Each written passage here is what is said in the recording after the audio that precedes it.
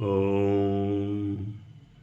भद्रं कर्णेभिः श्लूयो देवा भद्रं पश्येमक्षभिर्यजत्राः स्थिरैरङ्गैस्तुष्टवागुंसस्तनूभिर्वशेम देवहितं यदायुः। ॐ स्वस्ति नः इन्द्रो वृद्धश्रवाः स्वस्ति नः पूषा विश्ववेदाः स्वस्ति नस्तारक्षो अरिष्टनेमिः स्वस्ति नः बृहस्पतिर्दधातु। ॐ शांति शांति शांति। ॐ धर्म प्राण सत्संग प्रेमी सज्जनों, मानस में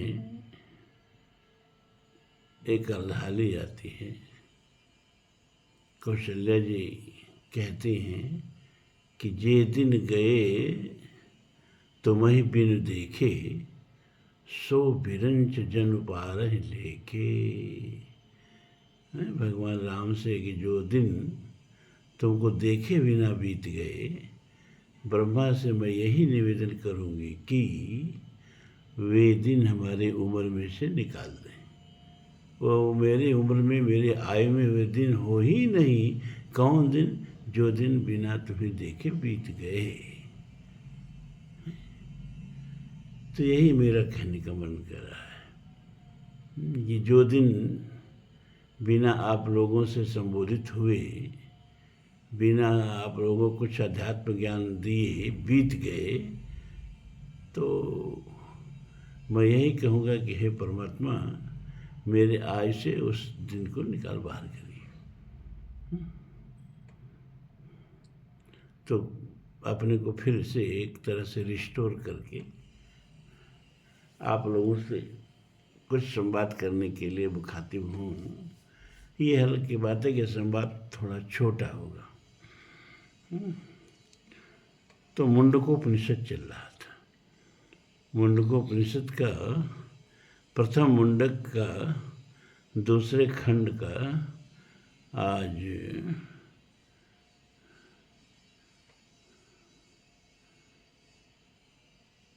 11वां मंत्र ले रहे हैं। 10वां से सही रहेगा, 10वां 11वां।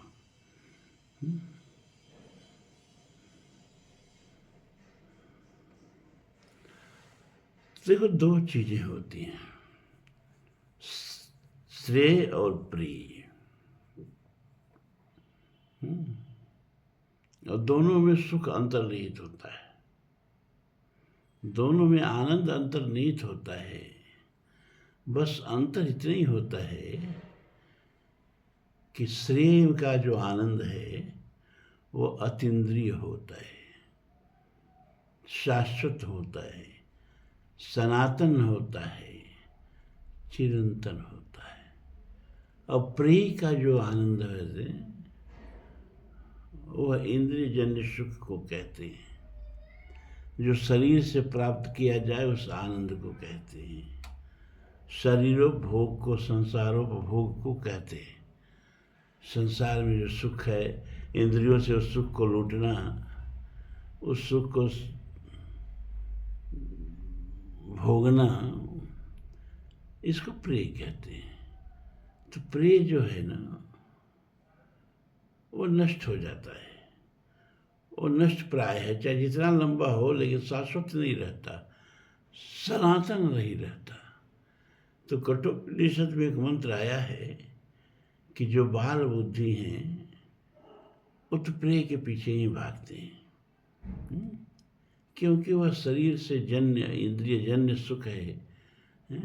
और जो शरीरातीत सुख है, इंद्रियातीत सुख है, वो है कि नहीं है, अभी यही उनको विश्वास नहीं है। तो उसके पीछे जो सुख मिल रहा है, उस सुख को क्यों छोड़े? तो समाज के अधिकांश मनुष्य प्रेय के पीछे भागते हैं, प्रेय के पीछे दौड़ते हैं।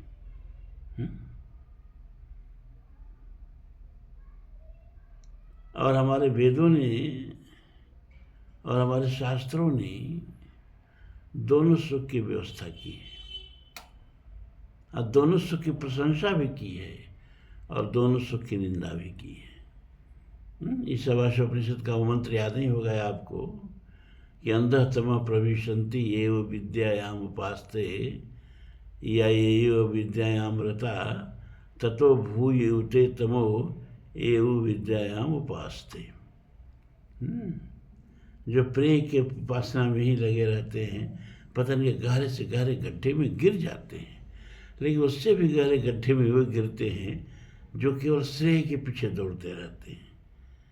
तो करना क्या चाहिए कि विद्याम च अविद्याम च यस्तद् वेदो भयम स विद्यायाम मृत्युम तीर्त्वा विद्यायाम मृत्युमश्नुते। विद्या और अविद्या दोनों का संतुलन बना के चलना चाहिए। न परलोक के लिए इहलोक को छोड़ दो और न इहलोक के लिए परलोक को छोड़ दो।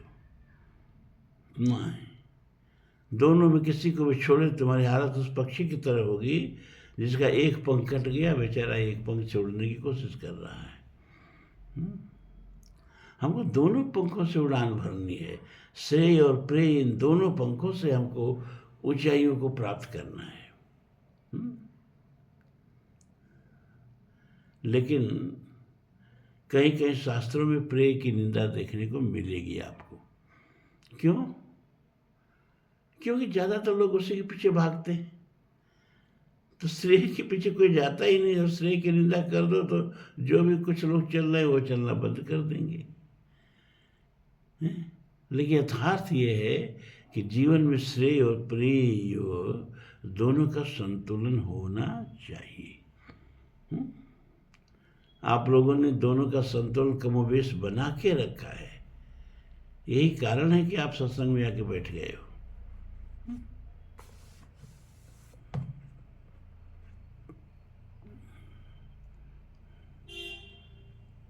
श्रेय के अनुसंधान है, श्रेय के प्राप्ति के भीतर जिज्ञासा है, इसीलिए आप सत्संग में आए हो।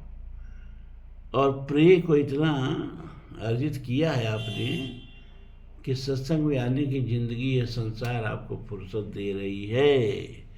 ये पेट की भूख है, जीवन की आवश्यकताएं आपको इतनी मोहलत दे रही है कि आप सत्संग के तट पर आके बैठ गए हो। ये प्रेय की साधना से हुआ है। इसीलिए कहा है कि अविद्यायाम माने जो संसारिक सुख के पीछे भागता है। अरे इससे मृत्यु को पार करो भैया। भूख लगी है तो गीता का उपदेश सुनो, ये उपनिषद का, मुंडकोपनिषद का उपदेश सुनो। भूखे मर जाओगे, ये उपनिषद का उपदेश काम नहीं आएगा। और जब मर जाओगे तो फिर उपनिषद का उपदेश सुन के क्या करोगे? इसलिए कहा कि पहले इतना रोटी तो कमा लो कि भूखे न मरो। भूख में रोटी रहे, सर पर छत्र रहे, शरीर पर वस्त्र रहे। अब तब अध्यात्म की तरफ प्रयास करो, तब अध्यात्म की तरफ बढ़ो। तो कुछ इसी तरह के दो संदर्भों के मंत्र हैं आपको देखने को मिलेंगे मुंडकोपनिषद में।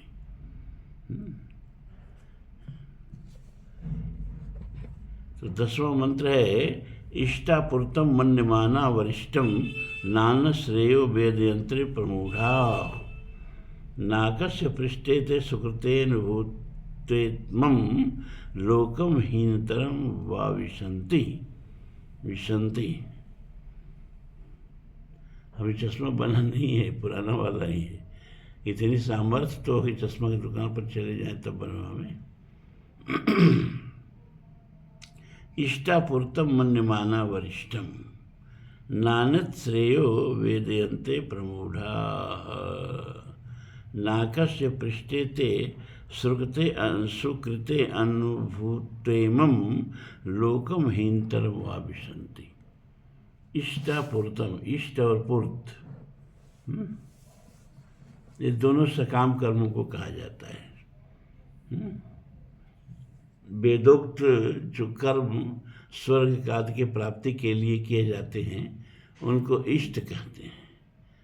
और लौकिक आचार में कोई मंदिर बनवा रहा है, कोई बावली खुदवा रहा है। अभी वो संभल में बावली मिली है ना। कोई कुआं खुदवा रहा है, अब तो कुआं में पानी नहीं रहा, सूख गया। कोई प्याऊ बैठा रहा है। कोई तीर्थयात्रियों के लिए बीच रास्ता में भंडारे आदि की व्यवस्था कर रहा है। कोई जाड़ा में गरीबों को कंबल दान आदि कर रहा है। इसको पूर्त कहते हैं। तो वैदिक काम्य कर्मों को करने को इष्ट कहते हैं और लौकिक काम्य कर्मों को पूरा करने के लिए करने को पूर्त कहते हैं। दोनों को मिला के इष्टापूर्त कहते हैं। इष्टापूर्त, ये दोनों सकाम कर्म हैं। और ये दोनों का फल जो है, चाहे जितना सुखकर हो, नष्ट प्राय होता है, सीमित होता है। तो इष्टापूर्तम वरिष्ठम, इसी को मन माना। वरिष्ठम मन माना माने श्रेष्ठ मानने वाले। यही कर्म श्रेष्ठ है, यही को करो, सुख मिलेगा। तो सुख तो यहाँ भी मिल रहा है, और अगर यही सुख परलोक में भी मिलेगा तो परलोक की विशेषता क्या रही? दोनों जगह प्रेयी की प्राप्ति हो रही है। श्रेय से भेंट हुआ ही नहीं, शाश्वत सुख से भेंट हुआ ही नहीं। तो जो इष्टापूर्त कर्म को ही श्रेष्ठ मानते हैं अत्यंत मूढ़ लोग, और उससे भिन्न श्रेय, वास्तविक श्रेय को न वेदयन्ते, नहीं जानते हैं, वे जो पुण्य कर्म कर रहे हैं तो उसका फल तो उनको मिलेगा। कौन का हो सुख दुख कर दाता, निजकृत कर्म भोग सब भ्राता। तो कर्मों का फल तो मिलेगा।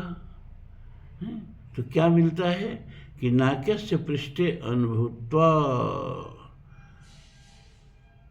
स्वर्ग के उच्चतम, नाक माने स्वर्ग, पृष्ठ माने उच्च, नाक पृष्ठ माने स्वर्ग के पृष्ठ भाग में, उच्चतर भाग में जा करके अपने इन किए गए कर्मों का सुख भोगते हैं। और वहाँ सुख को भोग करके इस लोक में फिर से, और या इससे भी नीचे के लोकों में आकर के चिवंत माने गिर जाते हैं। हिंतरम या विशंति, उससे भी नीचतम लोकों में, मनुष्य योनि से भी नीचतर लोकों में जाकर के फिर दुख भोगने लगते हैं। तो एक तरह से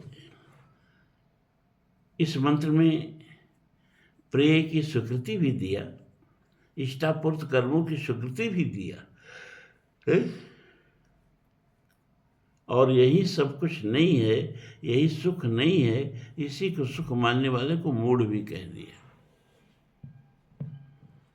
अब अगला जो मंत्र है वही श्रेय और प्रेय का संतुलन बैठाने वाला मंत्र है कि तपः श्रद्धेये उपवसंतरण्ये शांता विद्वांसो भैक्षर्यां चरन्तः सूर्यद्वारेण ते विरजा प्रयान्ति यज्ञामृतः स पुरुषो अव्ययात्मा।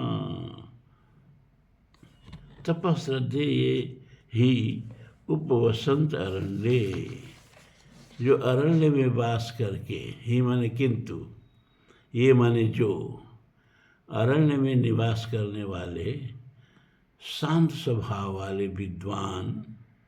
यहाँ शांत का शब्द का मतलब खाली मौन, वाचिक मौन से मत लगाइएगा आप लोग। शांत स्वभाव वाले मतलब कि जिनकी भोगों के सब कामनाएं बुझे हुए ईंधन की अग्नि की तरह शांत हो गई हों। जा ही न चाहिए कबहु कुछ, तुम सन सहज सनीय।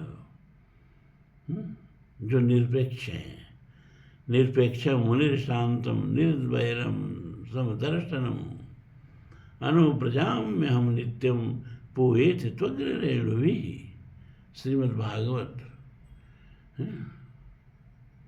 जो मनन करने वाले हैं, जो निरपेक्ष माने उनको अब किसी चीज़ की आवश्यकता ही नहीं, जो है उसी में संतुष्ट और शांत, जिनकी सारी वासनाएं, सारी पिपासाएं शांत हो चुकी हैं और जिनका कोई शत्रु नहीं है, निर्वैरम और समदर्शनम, वासुदेव सर्वम, सब ईश्वर के ही प्रतिमूर्ति हैं। जो इस तरह देखते हैं तो उद्धव से कहते हैं श्रीमद् भागवत में भगवान श्री कृष्ण, हे उद्धव, मैं ऐसे व्यक्ति के पीछे पीछे चलता हूं। क्यों? उद्धव पूछते हैं, अरे भगवान ऐसा क्यों करते हैं? क्या इसलिए करता हूं कि उनके चरणों की धूल उड़कर मुझ पर पड़े और मैं पवित्र हो जाऊं। देखा, ये है रहनी, कमो कहो यह रहनी रहूंगो, श्री रघुवीर कृपाल कृपाते साध स्वभाव गहूंगो। विगत मान समशीतल मन सुख दुख समबुद्धि सहोंगो, अपरुष वचन अति दुसह श्रवण सुनी, ते पावक न दहोंगो, साधु स्वभाव गहोंगो। साधु किसी संप्रदाय का नाम नहीं है, किसी अखाड़े का भी नाम नहीं है। ये जूना अखाड़ा के हैं तो ये फलाना, निर्वाड़ी अखाड़ा के हैं तो ये फलाना अखाड़ा के हैं। किसी वेशभूषा का भी नाम नहीं है। ये गेरुआधारी हैं तो ये दाढ़ी मोछ जटा रखे हैं, ना ना ना ना। ये सब तो अपना जीने का तरीका है, जैसा आपका स्वभाव बन गया वैसे जियो।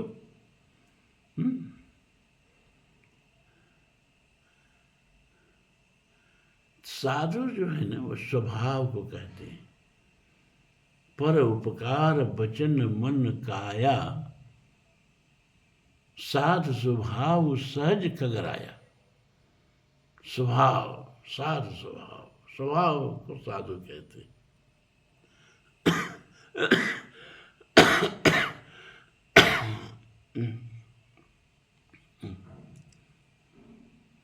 तो शांत का यहाँ मतलब जिसके सारे विषय वासनाएं शांत हो चुकी हैं।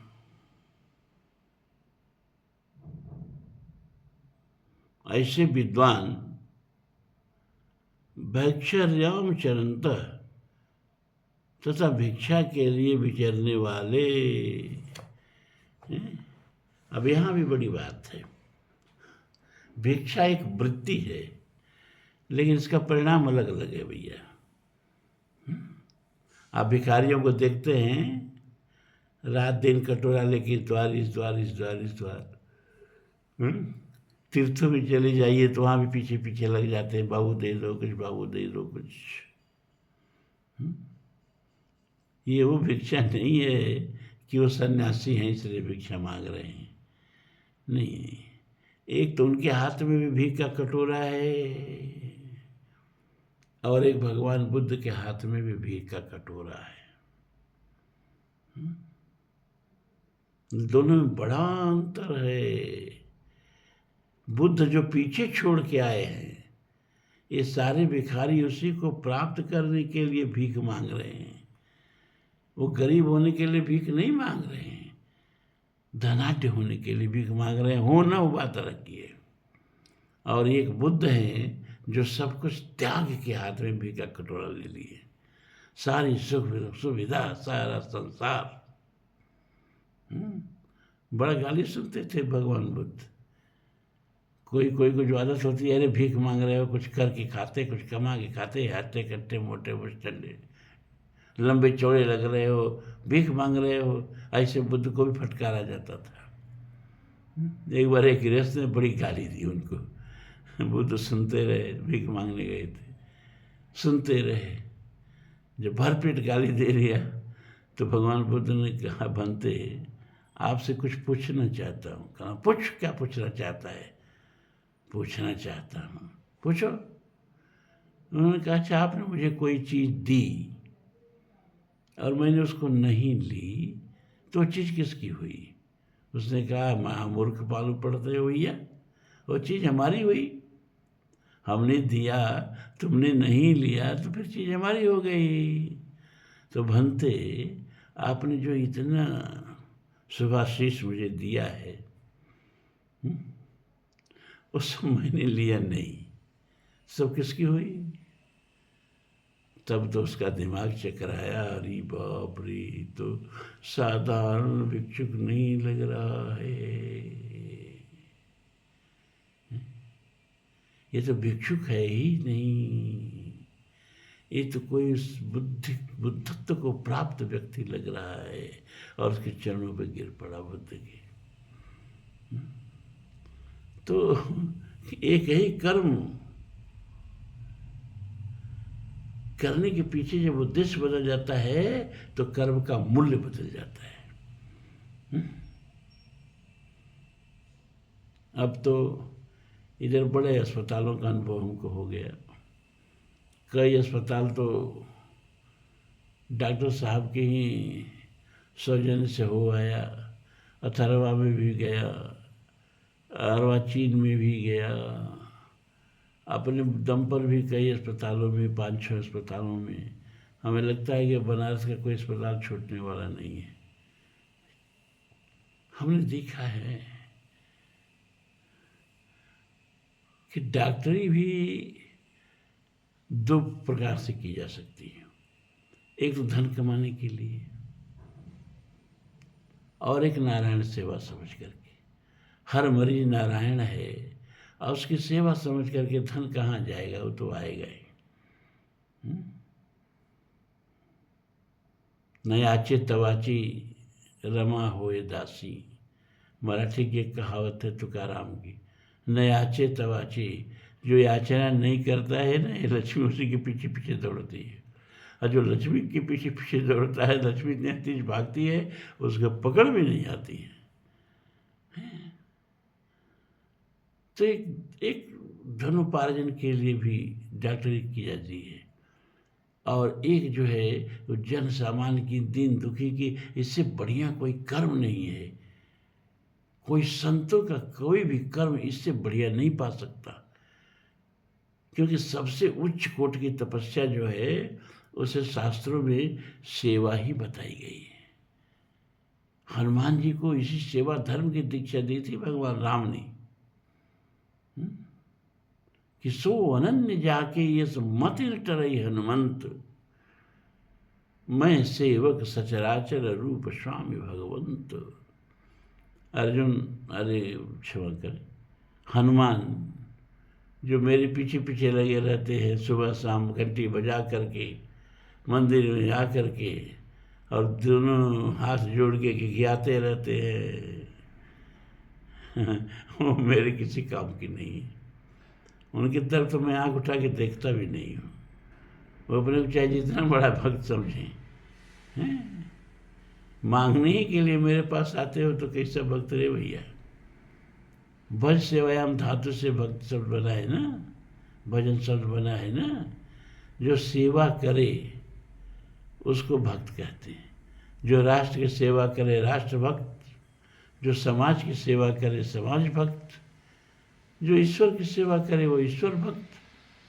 तो तुम लोगों की ईश्वर भक्ति भी क्या नमूना है, जहाँ ईश्वर की तरफ मुँह किया बस प्रभु दान चियार के मांगने लगे।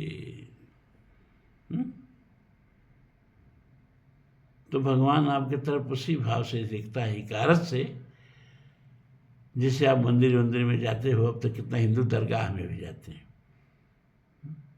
तो मांगने वाले पीछे पीछे पीछे पीछे पीछे पीछे, जब तक तेज का झटको नहीं ना। अरे देव तो कितने को, तो सवाल ये है, 1-2 रहते तो चलो दे के हटाओ, 10-20, 1 को 2, 10 दौड़ के आते देने वाला है, इसके पीछे लगो।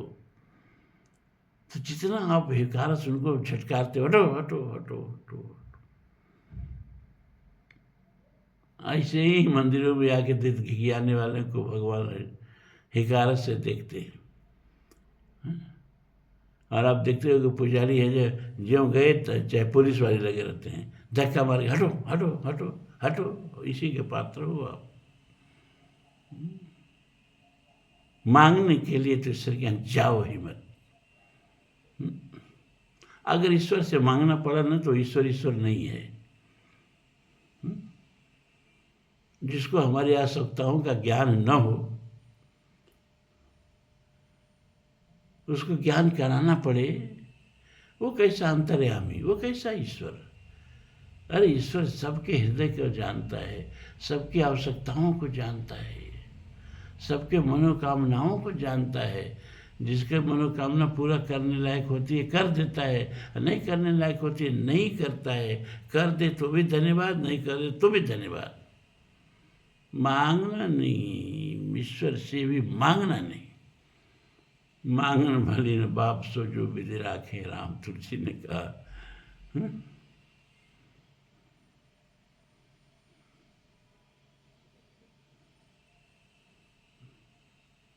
तो सेवा, ईश्वर सेवा क्या है?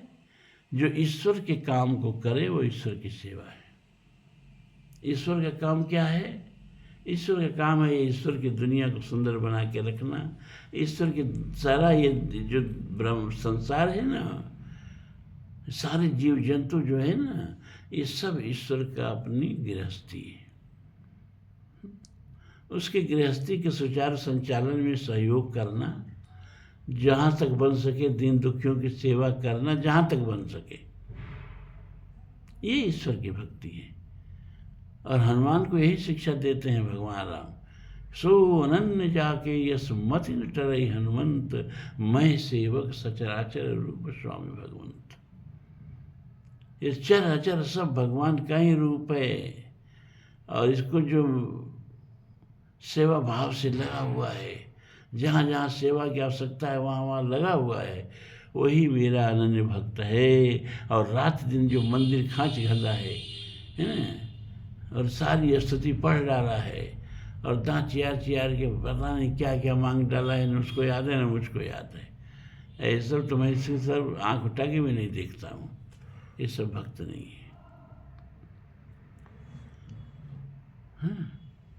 तो भैक्ष चराम चरंत तथा भिक्षा के लिए विचरने वाले, तप श्रद्धे संयम रूपी तप तथा श्रद्धा का उपसमंत सेवन करने वाले, ते माने वे, बिरजा माने रजोगुण रहित,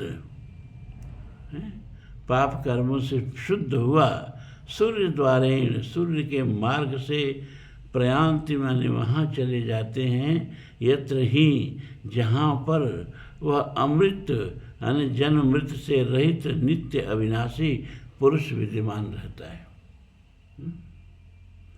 ऊपर जाने के लिए, ऊपर के लोगों को जाने के लिए दो ही मार्ग हैं, और नीचे जाने के लिए कोई मार्ग नहीं है भैया। एवरेस्ट पर चलना है तो पर्वतारोही देखते हैं कि हमसे पर्वतारोही किस किस मार्ग से गए हैं, किस मार्ग से चढ़ना अनुकूल होगा और किस मार्ग से चढ़ना अत्यंत विषम होगा। लेकिन गिरने के लिए कोई मार्ग नहीं देखा जाता है, जहाँ से फिसले वहीं से गिर गए। गिरने के हजारों मार्ग हैं, ऊपर चढ़ने के दो ही मार्ग हैं, और नीचे चढ़ने का कोई मार्ग ही नहीं है। कोई मार्ग से थोड़े गिरता है कि चलो इस रास्ते से गिरे कि उस रास्ते से गिरे, उस रास्ते से गिरे।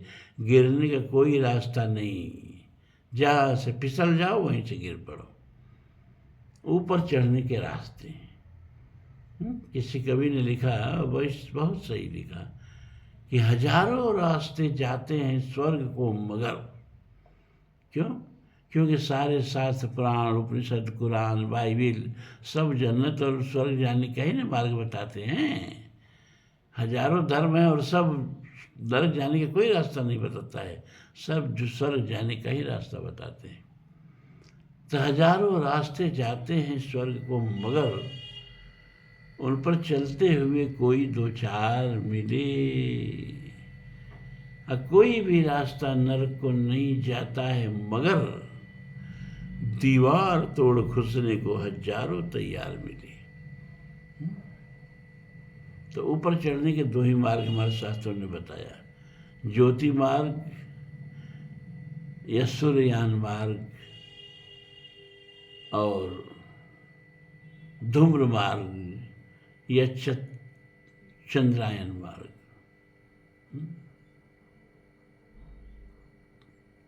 ज्योतिर्मार्ग को उत्तरायण मार्ग भी कहते हैं, सूर्ययान मार्ग वही, उसको उत्तरायण मार्ग भी कहते हैं, और चंद्रयान मार्ग को, धूम्रयान मार्ग को दक्षिणायन मार्ग भी कहते हैं। तो जो सकाम कर्म करने वाले होते हैं, है ना, इष्टापूर्त कर्म करने वाले लोग होते हैं, है ना, मंदिर बनवा दिया, कुआं बावली खुदवा दिया, प्याऊ बैठवा दिया, भंडारा बैठवा दिया, है, या खूब वेदों में वर्ण दिया गया किया, है, ऐसे सकाम कर्मी लोग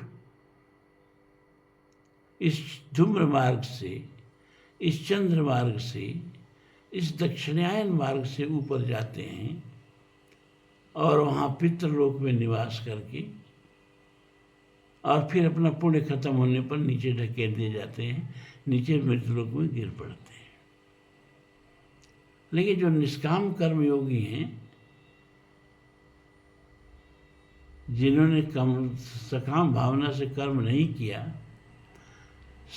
वासुदेव सर्वम, सब जगत वासुदेवमय है, यह समझ करके सबके सेवा में जीवन व्यतीत किया,